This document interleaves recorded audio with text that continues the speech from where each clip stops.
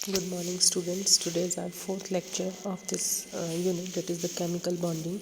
तो आज हम पढ़ेंगे इसमें effect of the electronegativity on the shapes of the molecule. तो इसमें दो पॉइंट्स बनेंगे हमारे, effect of change of electronegativity of the central atom and effect of change of electronegativity of the bonded atom. अगर हम इसमें बात करें तो इसमें हम हाइड्राइड्स को लेके चलेंगे, date is the H2O, H2S, H2SC and H2TE। तो इसमें अगर हम देखें तो हमारे पास जो सेंट्रल मेटल एटम है वो डिफरेंट है और जो हाइड्रोजन है वो सेम रहेगा। तो अगर हम ऑक्सीजन टू टेलोरियम तक जाएंगे तो हमारा साइज़ जो है वो इंक्रीज़ होता है, लेकिन हमारी इलेक्ट्रोनेगेटिविटी जो है इसकी डिक्रीज़ होती है सेंट्रल मेटल एटम की। तो अगर हम इसमें देखें सेंट्रल एटम मेटल एटम को, तो इसकी जो हाइब्रिडाइजेशन है वो sp3 हाइब्रिडाइजेशन रहेगी, जो कि सराउंडेड होगा टू बॉन्ड पेयर से एंड टू बॉन्ड पेयर से and the two lone pair से। Due to the larger lone pair repulsions, the bonded electron pairs are forced close to each other and therefore the bond angle decreases from the normal tetrahedral angle of 109.5 degree। क्या है इसमें lone pair repulsions present होंगे, उसकी वजह से जो bond pair जो है वो दोनों close आएंगे, जो angle जो है वो decrease हो जाएगा। लेकिन अगर हम ऑक्सीजन टू टेलोरियम तक जाएंगे तो जो साइज़ है वो इंक्रीज़ होता है मेटल का, और जो इलेक्ट्रोनेगेटिविटी है वो कम हो जाती है। उसकी वजह से जो इलेक्ट्रॉन पेयर है वो हमारे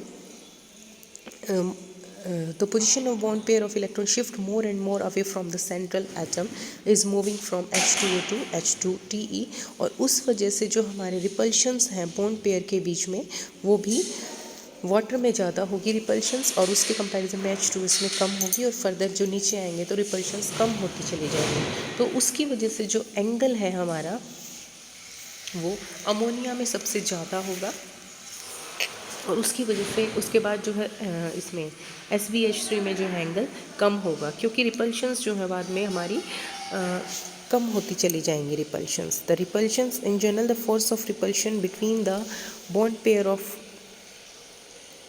of electron decreases as we move from H2O to H2TE.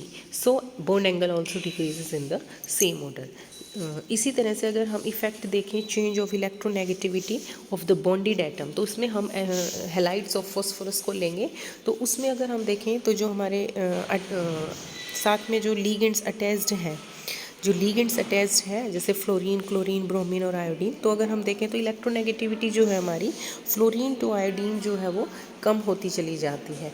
तो इलेक्ट्रोनेगेटिविटी कम होगी तो कम हो जाएगी, तो as a result the bonding pair move closer to the central metal atom.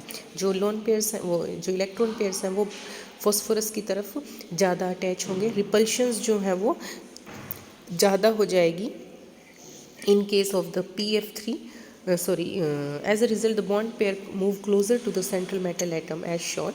तो अगर हम देखें इसमें तो repulsive effect between the bonding pair increases and hence bond angle increases। पास जैसे जैसे नीचे आएंगे तो हमारी जो इलेक्ट्रोनेगेटिविटी है वो कम होगी। इलेक्ट्रोनेगेटिविटी कम होगी तो जो इलेक्ट्रॉन पेयर्स हैं वो फॉस्फोरस के ज़्यादा पास जाएंगे, रिपल्शंस ज़्यादा इंक्रीज़ होंगे, रिपल्शंस इंक्रीज़ होंगे तो हमारा एंगल भी इंक्रीज़ होगा। अगर हम PF3 से PI3 की तरफ जाएंगे तो हम देख रहे हैं जैसे कि PF3 में एंगल जो है 97 डिग्री है, और फिर इंक्रीज़ होगा तो PI3 में जाते जाते जो है एंगल हमारा इंक्रीज़ होता चला जाएगा। उसके बाद हमारी नेक्स्ट थ्योरी है valence shell electron pair repulsions theory. इसके अगर हम देखेंगे पोस्टुलेट्स क्या है इसका, फर्स्ट पोस्टुलेट है the geometry of a molecule depend upon the number of valence shell electron pair that is whether bonded और not around the central metal. कितने बॉन्ड पेयर्स जो हैं इलेक्ट्रॉन पेयर्स उसमें प्रेजेंट है उसके हिसाब से उसकी ज्योमेट्री आती है।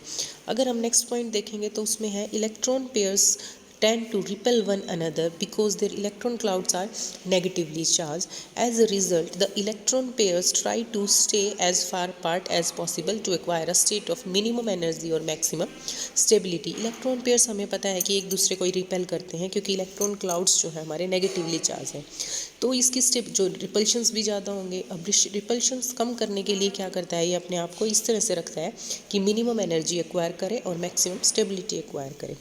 उसके बाद अगर थर्ड पॉइंट देखें तो उसमें रिपल्शंस अगर देखते हैं तो रिपल्शंस जो हैं सबसे ज़्यादा रिपल्शंस होते हैं हमारे लोन पेयर में, उससे कम होते हैं लोन पेयर बॉन्ड पेयर में, और सबसे कम होते हैं हमारे बॉन्ड पेयर में। लास्ट पॉइंट अगर देखें तो repulsive forces decreases sharply with increasing angle between the electron pairs. अगर हम एंगल जो बॉन्ड पेयर के बीच में जो है इलेक्ट्रॉन पेयर के बीच में डिस्टेंस इंक्रीज हो जाएगा तो रिपल्शंस जो है आपकी कम हो जाएंगी, जो कि सबसे ज़्यादा होती है 90 डिग्री में, 120 पे और कम हो जाती है, और 180 पे बिल्कुल नेग्लिजिबल हो जाती है। उसके बाद हमारी एप्लीकेशंस ऑफ वेस्पर थ्योरी आती है, तो उसमें हमारा फर्स्ट जो मॉलिक्यूल है, फर्स्ट जो एग्जांपल है date is the ammonia molecule. Ammonia molecule में हमारा रहेगा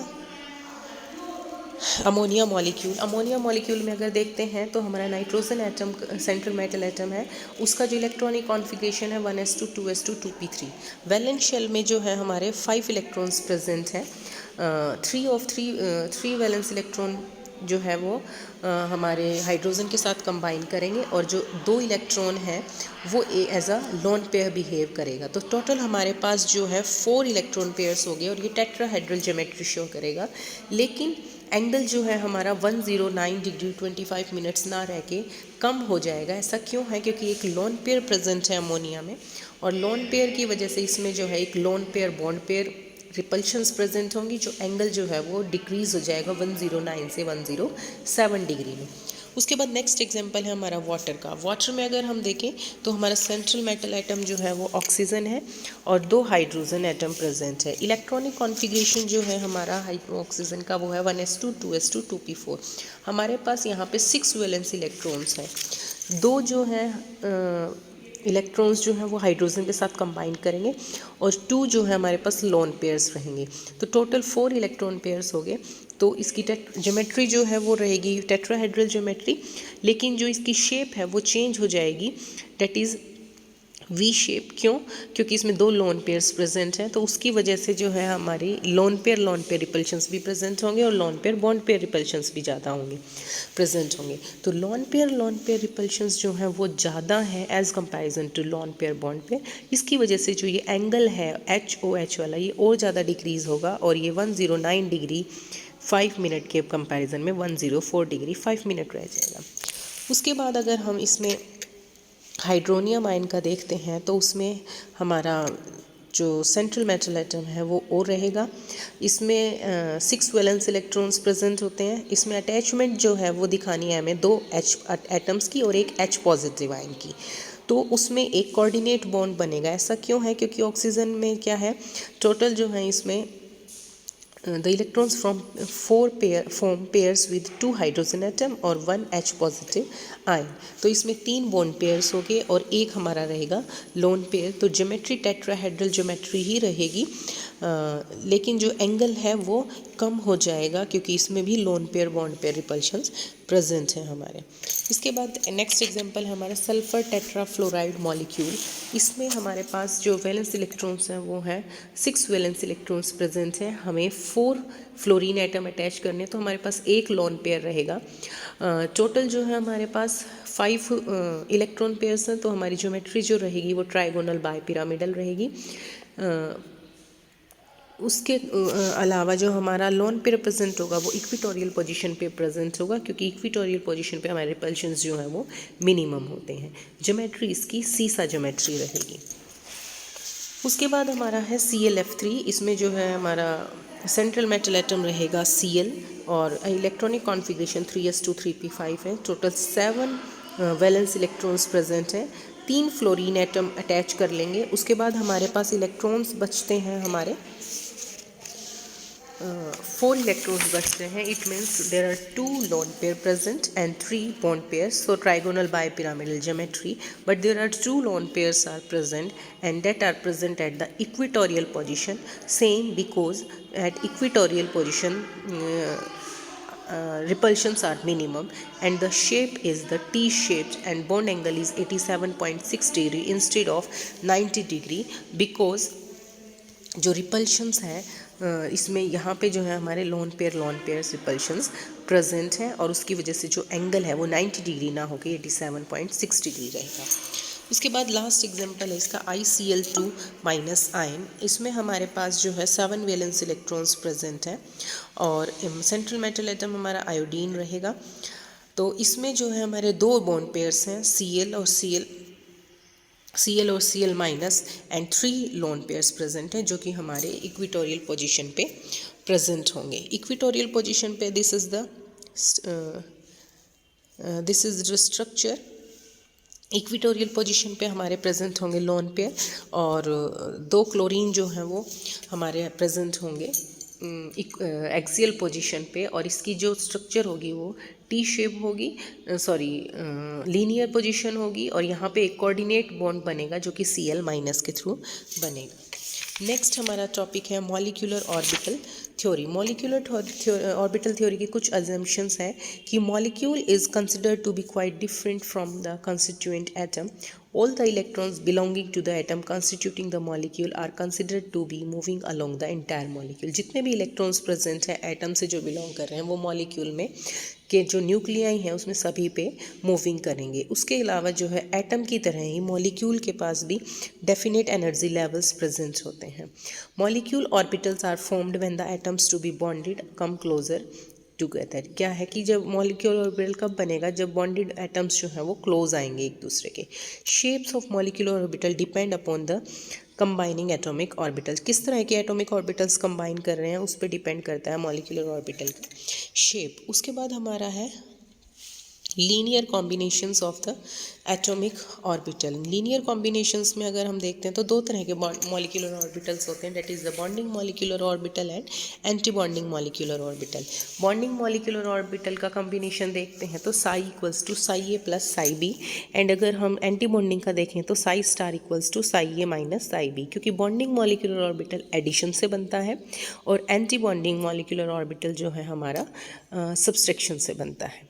तो अगर हम इसमें बॉन्डिंग का देखें सिग्मा 1s, तो 1s दोनों ही एटॉमिक ऑर्बिटल हैं, कंबाइन करके बनाएगा बॉन्डिंग मॉलिक्यूलर ऑर्बिटल। अगर हम एंटी बॉन्डिंग की बात करें तो इसमें हमारा सब्सट्रैक्शन से बनता है और ये हमारा सिग्मा स्टार 1s से बनेगा। ठीक है, इसी तरह से अगर हम इस मॉलिक्यूल को सिग्मा 1s या सिग्मा स्टार 1s को 180 डिग्री पे रोटेट करा देते हैं तो मॉलिक्यूलर ऑर्बिटल में किसी भी तरह का कोई चेंज नहीं आएगा, because they are the symmetric in nature. Differences आप खुद करेंगे in between the bonding molecular orbital and antibonding molecular orbital. अब हम कॉम्बिनेशंस देखेंगे 2s एंड 2p के। अगर हम 2s और 2s का एडिशन की बात करें तो हमारा सिमेट्रिक सिग्मा 2s मॉलिक्यूल बनेगा। अगर हम इसे सब्सट्रैक्शन कराएं तो हमारा anti bonding sigma star 2s बनेगा। इसके बाद अगर हम 2p की बात करें एटॉमिक ऑर्बिटल की, तो उसका कॉम्बिनेशन क्या रहेगा, 2pz की एडिशन से बनेगा हमारा सिग्मा 2pz। इसमें थोड़ी करेक्शन है, ये सिग्मा 2pz है। ठीक है, उसके बाद अगर हम ये 2pz का सब्सट्रैक्शन करके दिखाएं तो हमारा एंटी बॉन्डिंग मॉलिक्यूलर ऑर्बिटल बनेगा, that is the first is the sigma 2pz and next is the sigma star 2pz जो कि हमारे सब्सट्रैक्शन से बनता है। तो this is the symmetric molecular orbital. उसके बाद अगर हम पाई की बात करें तो पाई में क्या होगा, 2px एंड 2px, इन दोनों की अगर हम इसकी एडिशन से बात करें साइड वेज ओवरलैपिंग पे तो हमारा पाई 2px बनेगा। एंड अगर हम इसकी सब्सट्रैक्शन की बात करें तो हमारे बीच में एक नोड बनेगा, that is the pi star 2px। But this pi 2px and the pi star 2px are antisymmetric in nature, they are antisymmetric in nature. अगर हम इसकी रोटेशन करें 180 डिग्री पे तो 180 डिग्री रोटेशन करने पे साइन ऑफ लॉब्स जो है वो चेंज हो जाएंगे। So the pi and pi star 2px both are the antisymmetric in nature.